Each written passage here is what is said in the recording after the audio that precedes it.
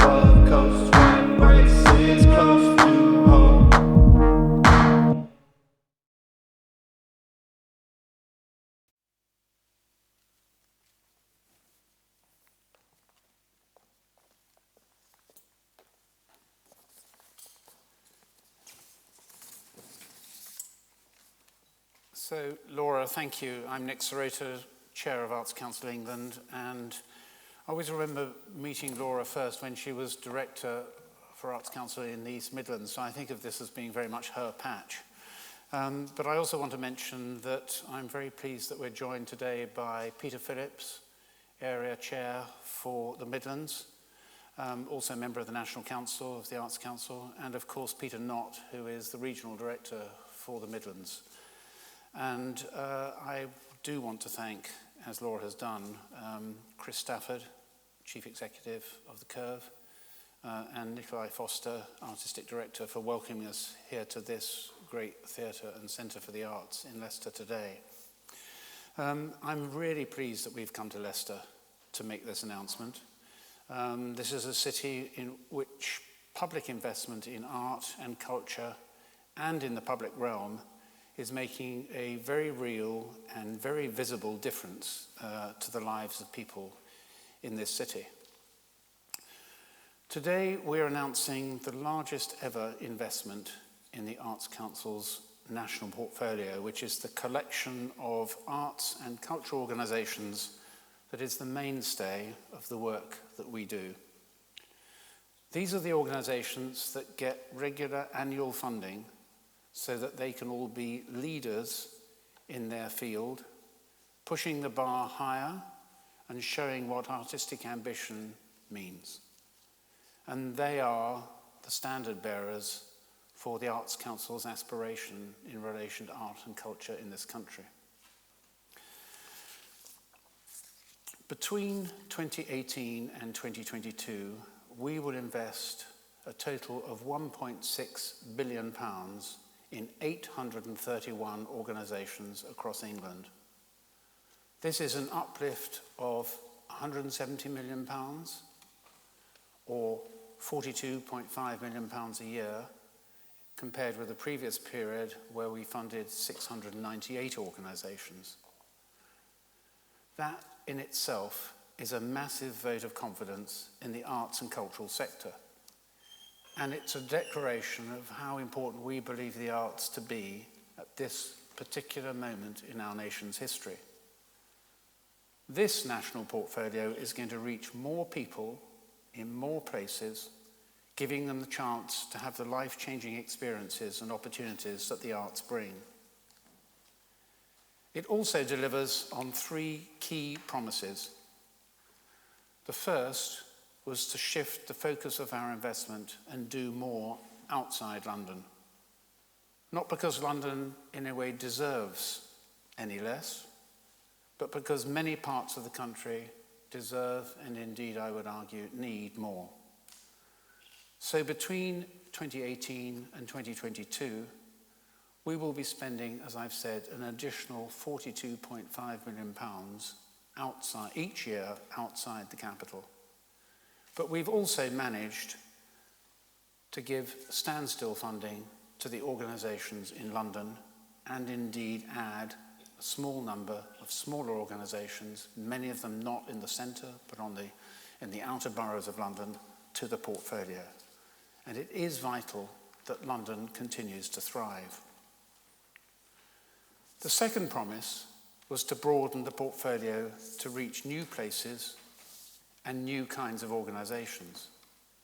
And the portfolio will now reach across many places and communities that previously have received relatively little funding from the Arts Council. Leicester, Torbay, Plymouth, Barking and Dagenham, Coventry, Tees Valley will all see significant increases in investment. And for the first time, we're funding museums, or bringing museums and libraries into the portfolio. So we're funding museums from Truro to Carlisle, from Northumberland to Dorset. We're bringing libraries into the national portfolio for the first time, with 7 library organisations supporting their work as growing cultural centres in their communities. We can't fund the whole library system, that's a statutory responsibility of local government. But what we can do is use the arts funding to ensure that libraries that are reaching out into the community with arts programmes can deliver and indeed develop those. Thirdly, in our promises, we said we would reach more diverse and more diverse-led organisations. So we are now taking on many new small and medium-sized organisations, including Akash Adedra here in Leicester and several other organisations in Leicester, And we're also increasing funding for organisations like New Art Exchange in Nottingham. This is a groundbreaking national portfolio. It has a range of sizes, locations, and disciplines. It's going to energise the whole cultural sector, and I believe it's going to produce formidable partnerships and fantastic combined arts work. But it's also going to disrupt, it's going to challenge. Above all, it's going to change people's lives. I've given you some of the headlines, and now I'd like to invite Darren Henley, Chief Executive of Arts Council England, to give you the full story. Darren.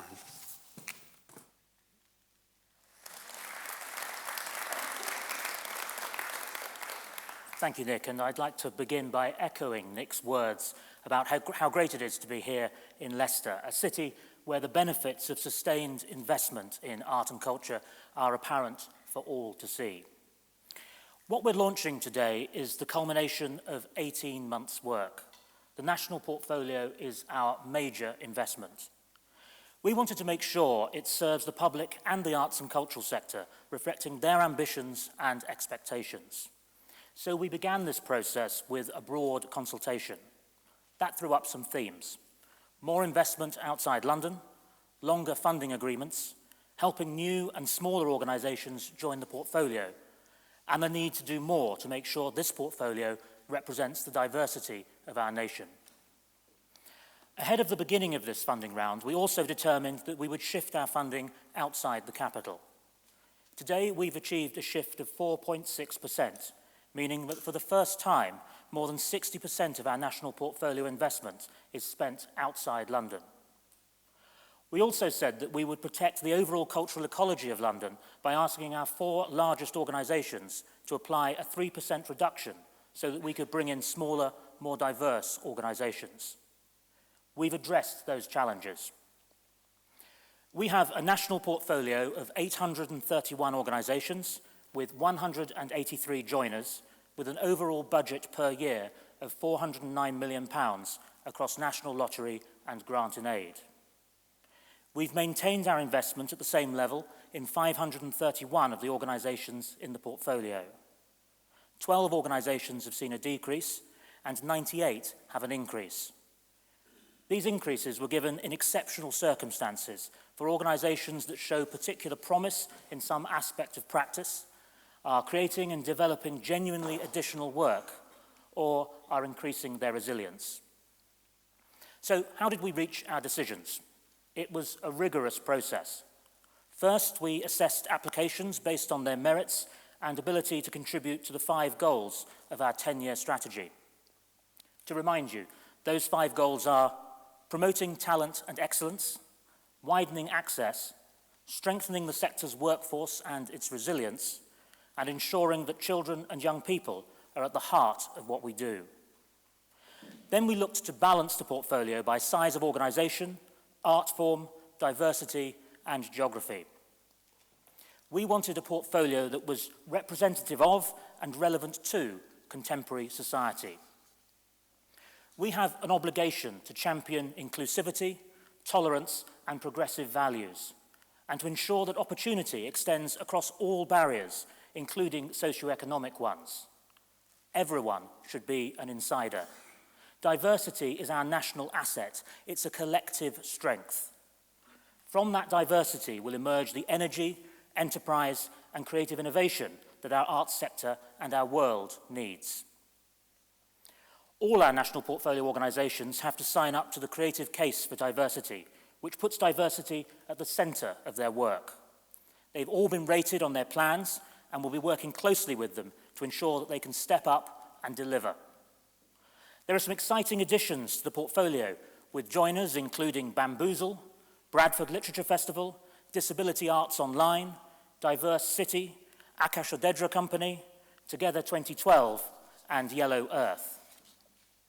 One point to note, following our consultation, we introduced a definition of diverse-led organisations to include LGBT and female-led, and also added a self-definition category, which reflected the fact that organisations often identify themselves as diverse-led according to who is making key strategic decisions. We've been using these definitions since last year, but in the interests of consistency, we've also monitored the portfolio using our previous definition. It's been really encouraging to see the success of our Elevate programme, which has supported diverse-led organisations outside the portfolio to become ready to apply for entry. Out of 40 successful applicants to Elevate, 20 are now being offered membership of the portfolio. There are still numerous challenges, not least the need to ensure that the data we ask for gives us a clearer picture. But we're making progress, and this portfolio is another step in the right direction. The spread of this portfolio means there are exciting additions in areas where there's not been a national portfolio member before, or where investment has historically been lower. Places such as Bradford, St Helens, Stoke-on-Trent, Sunderland, Plymouth and Reading. Our investment in Hull will of course build on the legacy of City of Culture 2017. The geographic spread of our museums is complemented by some eclectic and engrossing subject matter, from dinosaurs to tanks, horse racing to LGBT history, from the pre-Raphaelites to insect collections. Museums really do have something for everyone. The portfolio is underpinned by a range of sector support organisations, which will help the sector to develop through essential services, expertise and connections. 7 libraries with strong arts programming enter the portfolio, representing every Arts Council area. Now, libraries have the widest demographic among their users, and their collaboration with other cultural organisations will help reach people who wouldn't otherwise get the chance to enjoy the arts. Museums and libraries will also bring in a wide range of practice and experience to share, and a willingness to form new kinds of cultural partnerships.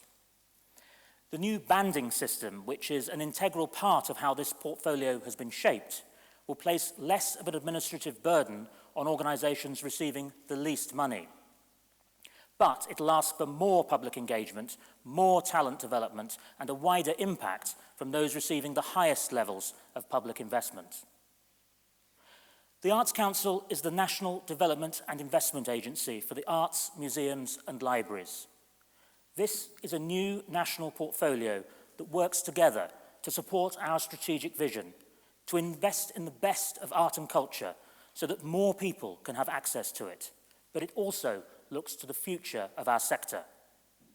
We judge that this is the right time to make an important commitment to the development of an energetic, colourful and inclusive arts and cultural sector that speaks with people and for people across all of England. Now I want to hand you over to Curve's Chris Stafford and to Akash Adedra, who will tell you a bit about what Arts Council funding means to them and their organisations.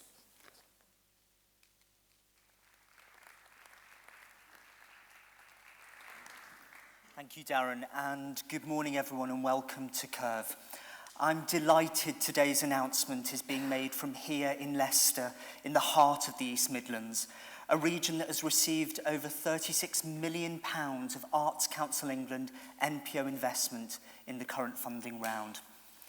Whilst, of course, Leicester may be more widely recognised of late as being a city that can boast sporting successes and Richard III, we're also a city with a rich, ambitious and vibrant arts and culture provision.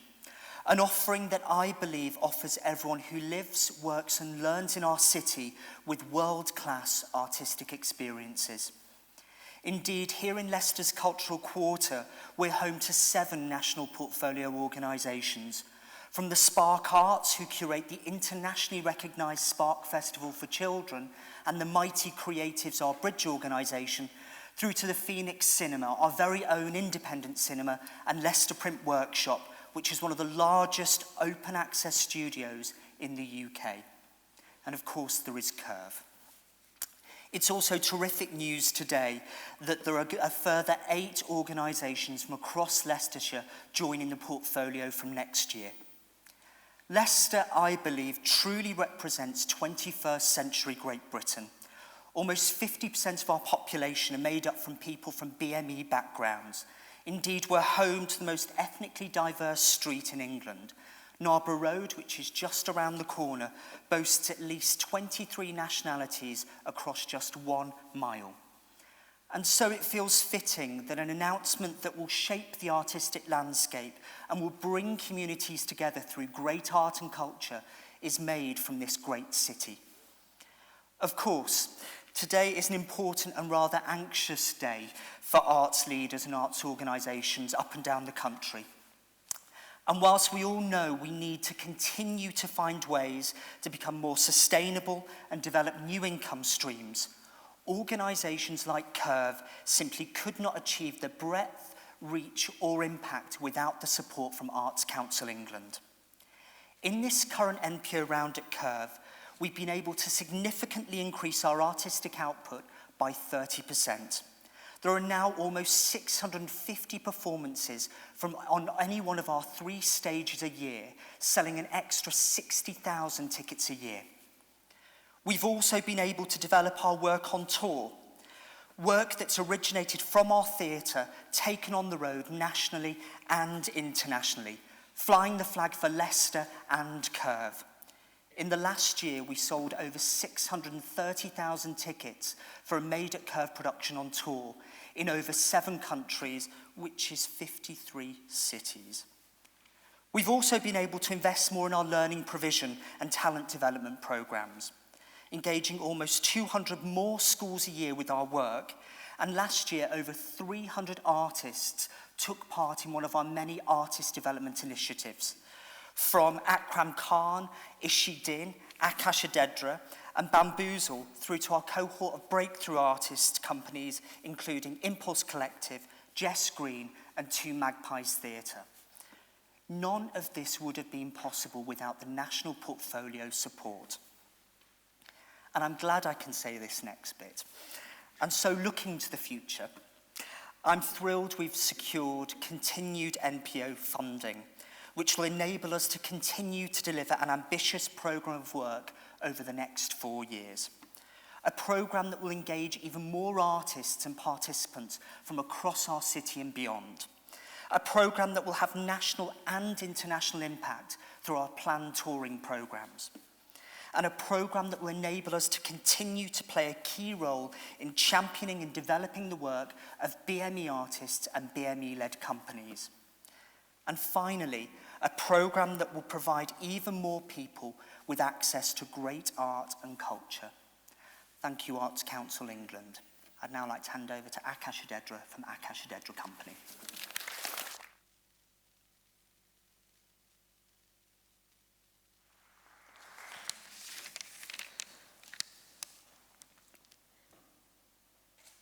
It is an incredibly positive feeling to learn the news that our NPO application has been successful.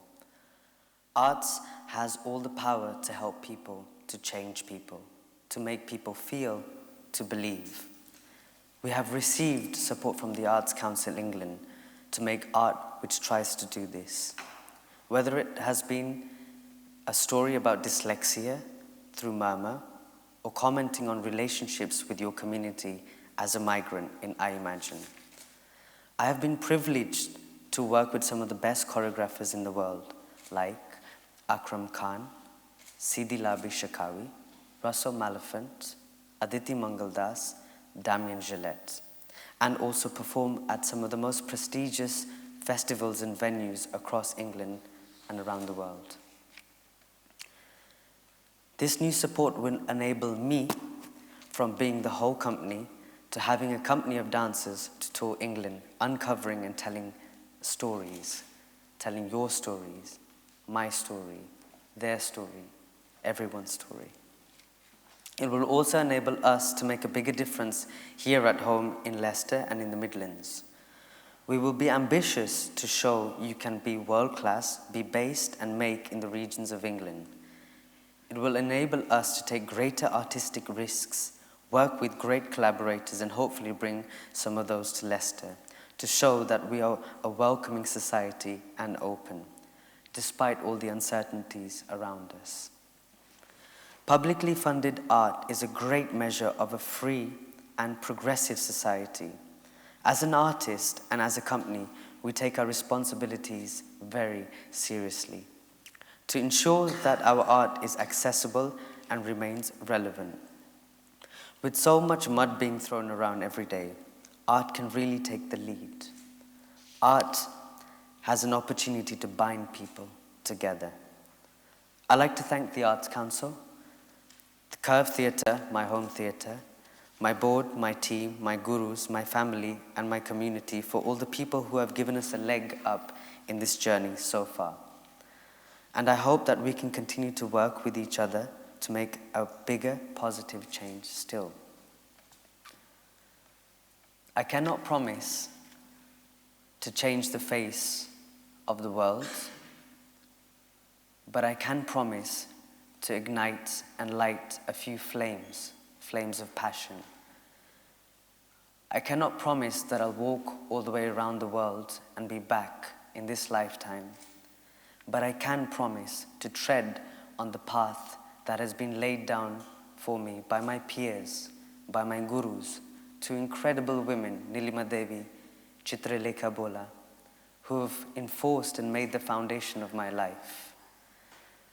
I cannot promise that I'm going to create or construct the Eiffel Tower in Leicester, but I can promise to pick up those slates, those rocks, those stones, pieces of sand, and create a bridge that the next generation can walk across and make their own path and bridges. From the heart of England, Leicester, and from my heart, I thank you all.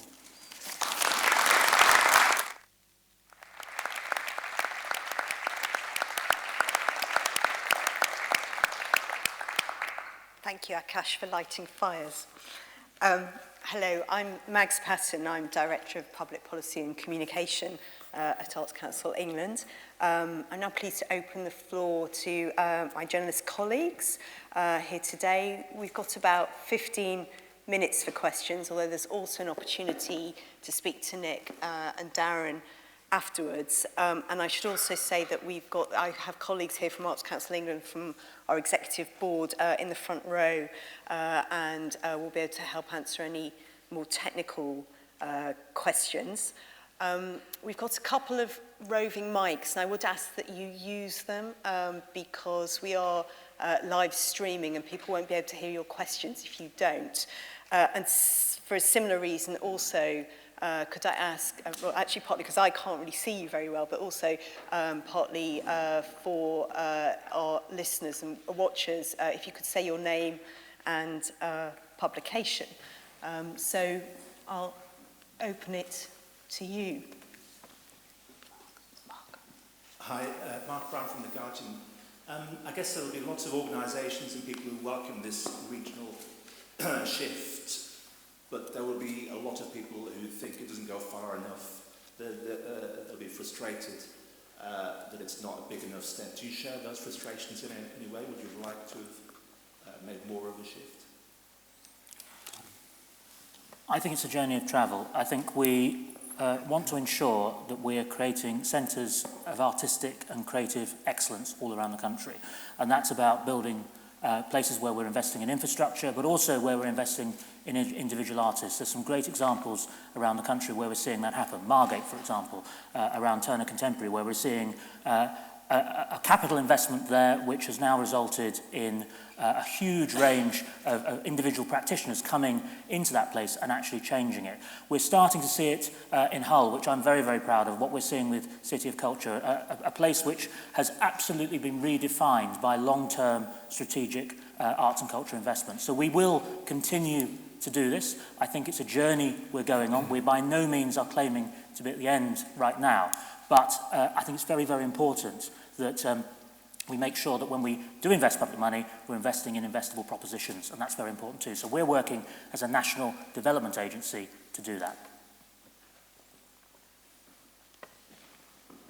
David Sanderson from The Times. You have taken a lot of funding away from what many would regard as the crown jewels of the British culture sector, i.e. Royal Opera House, National Theatre and then Royal Shakespeare Company and South Bank Centre. Do you fear that you are actually going to diminish these organisations irreparably over the next 4 years? I think it's very, very important that we say thank you to those organisations, actually, because I think one of the big things about being custodians of large amounts or recipients of large amounts of public money is that you have a responsibility to spend that wisely. In the conversations we've had with them, they've understood that we actually want to build an arts and cultural infrastructure. They're at the heart of that, and they're doing great work. And they're also organisations based primarily in London and with larger organisations that are more easily able to diversify their income streams. And one of the things that we need to do as an Arts Council is to make all of our organisations, not just recipients of public money, but also organisations that can diversify those income streams and grow different revenue models. And we're working on that over the next few years with all of the organisations across the portfolio. If I could just add, can I just add a point to that, really, from my experience as being director of Teet? Probably another crown jewel, you might describe it as being. I mean, frankly, the Teet became ever stronger when we developed the Plus Teet network of organisations across the country. We learned from those organisations, they became part of the ecology, we were able to assist them. And I think it's a similar process that we're engaged with here, with the national organisations based in London, plus, of course, Stratford, recognising that they can only really flourish if the whole ecology flourishes. They really do depend on talent coming through from a whole range of organisations to feed those great national, what you describe as crown jewels. Hello, Simon Tate, Arts Industry. I'd like to ask two questions, if I may. One is about your regional policy. Your increase for regions, is that, how much is that forced by the criticism that you had about your London-centric approach before, and how much to addressing the shortfall in local authority arts funding? And the other one is quite different. I noticed you probably deliberately didn't mention the word Brexit at all today. How much is that a concern of yours now, and what are you doing about it? Well, shall I answer the first question and maybe let Nick answer the second? I think one of the things I would say, I've been at the Arts Council for two and a half years now, and I passionately believe in arts and culture around this country. I got on a train, anything you need to know about standard pre-booked advanced rail tickets around this country, anything you need to know about any of the hotel chain that Lenny Henry advertises, I'm your man around this country. I went to 157 different villages, towns and cities in my first 18 months here, and I saw and I listened, and this is a portfolio that is a result of that. We believe passionately in arts and culture in all of our towns and cities around this country, and villages as well. It's not just about urban investment, it's about rural investment. It's really, really important. People pay their taxes and they play their national lottery. They deserve the best. I mean, I'd just add, Simon, that this is a response to activity and excellence well beyond London. And it's not as a result of pressure. It comes about because the Arts Council has been making small-scale investments in a number of organisations across the country over the last 4 or 5 years. And you could say those organisations have now grown to a point where they both need and certainly deserve regular annual funding. So I think it's a pull factor rather than a push factor. What would you like to know about Brexit? Are you concerned about it now, as everybody else is? You don't mention Brexit. Are you concerned about it now, as everybody else is? And if you are, how are you approaching it? Well, I think there are very obvious concerns within the arts world and the performing world in relation to the movement of people with talent, people who run organisations. Again, you look across the organisations, both in London and outside, and increasingly they've had EU nationals working for them, and that has to be a matter of concern for us, just like the health service. And I would say those organisations have benefited enormously from that cross-fertilisation. So obviously we will be making representations to government about hoping that we can ensure that that movement continues in one form or another. As we've just heard, organisations like The Curve are doing an enormous amount of international touring. And we will want to see that work continue and develop. And indeed, it's one of the great things that we are able to share with the rest of the world. We will be doing more work in Europe, I hope. I think those companies will be doing more work in America. And I hope that over a period of time, that excellence for which we're renowned, both in London and certain other places, will spread across the country, and people will be inviting really quite small companies to make international tours, as well as the big major companies. Christy, take a question. Hi, Christy Roma, arts professional. So I've seen 150 organisations funded through the lottery. Given that Camelot released its figures recently showing that lottery funding has plummeted, are you convinced that's a sustainable source of funding? So it's actually a relatively small proportion of organisations who are funded. We do know that lottery revenue does go up and down, and it does change from year to year. We will work to ensure the resilience of the organisations. We're confident in our forecasting for this portfolio, and we will continue to work with the National Lottery and the National Lottery family, with DCMS and with Camelot, to ensure that the value of National Lottery is understood right across the country. And there is a huge amount every time someone buys a National Lottery ticket or plays a National Lottery game that does for the culture of this country, and that's something that's very valuable. We will make sure that message gets across to people as well. I mean, if I can just add, lottery income fluctuates. It's gone down recently. A couple of years ago it was going up. Obviously we will take a real interest in Camelot's performance as an organisation creating that income.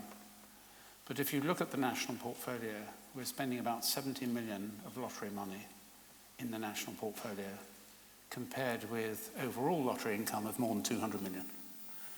So, of course, we're concerned about falling revenues in the national lottery, but it only represents a proportion of our income. And the national portfolio is, as we've said today, the mainstay of our work with arts organisations across the country. And so 70 out of over 200 million gives us some scope. I'm certainly not content that we should see falling lottery revenue, but I think we need to get a sense of proportion. We should be able to maintain the funding to those organisations in future.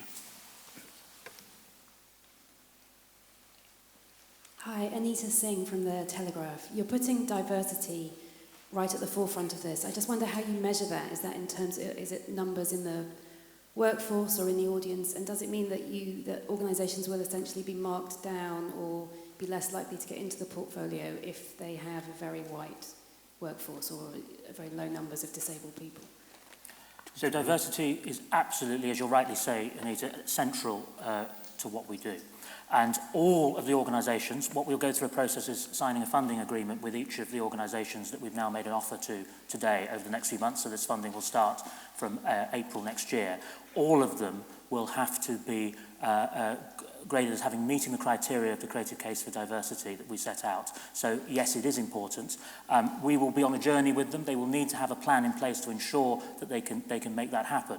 But we want to make sure that we're investing in art and culture in terms of organisations, the people that are making it, the gatekeepers who are making decisions, and the people in audiences who are going to see art and culture who are representative of the way England looks and feels in the 21st century. And actually sitting just next to you is Abid Hussain, who's our Director of Diversity, who leads on this. And, we've done a lot to put this at the heart of our thinking. And I'm very proud of the steps we've made. We've got some very, very good, new, young, diverse organisations coming into the portfolio. We can do better, though. And we want to do better. We are not there, and we will make sure that over the coming years we challenge the sector to make sure that they are creating relevant work and that actually their workforce is also relevant as well. And that's really, really important to us. Got a couple of minutes if anyone wants to ask a David or thing. Hi. The Arnold Feeney Gallery has lost 750,000. This must be, given that it's one of the leading centres for contemporary art, this must be quite a harsh blow for yourself, so Nick. So visual arts plays an important role for us, and visual arts in Bristol is also very, very important. Bless you. That's it.